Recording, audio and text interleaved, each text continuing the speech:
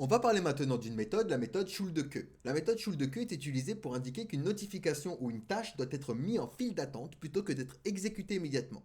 Ça permet d'améliorer les performances en déplaçant le traitement de l'envoi de la notification à un processus de fond. Ça, c'est très utile lorsque on envoie des mails ou d'autres actions qui prennent du temps. Alors pour utiliser Schulze-Queux, c'est assez simple. On va se diriger par exemple dans notre article notification et ici on va faire un implement. Et donc on va implement Schulze-Queux. Et on n'oublie pas de l'importer de contract que Schulze-Queux. Donc ici, lorsqu'on va envoyer une notification, eh ben, Laravel met automatiquement cette notification dans une file d'attente. Ça signifie que l'envoi de l'email ne sera pas effectué immédiatement, mais plutôt dans un traitement de fond. Une fois qu'une notification est mise en file d'attente, un travailleur, un worker en arrière-plan, s'occupera de l'exécuter. D'ailleurs, on peut le lancer au niveau de notre terminal. Pour ça, vous faites un PHP artisan que, alors, hop, comme ceci, 2.work.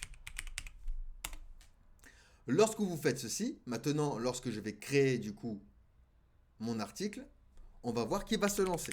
Donc, article 5. Je viens chercher une image. Je viens créer mon article. Mon article est créé. Et du coup, ici, ça va être envoyé en arrière-plan. Vous voyez, il a running article notification et il a mis 3 secondes avant de m'envoyer l'email. Mais là, il a exécuté en arrière-plan. Les avantages, c'est que en mettant les notifications en file d'attente, on va pouvoir améliorer la réactivité de notre application. Car les utilisateurs n'ont pas à attendre que l'envoi d'email soit terminé avant de continuer à utiliser votre application. Ils pourront l'utiliser normalement.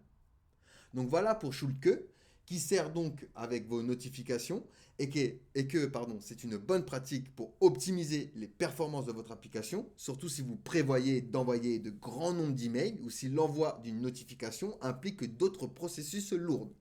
Ça permet vraiment à votre application de rester réactive et rapide pour l'utilisateur final.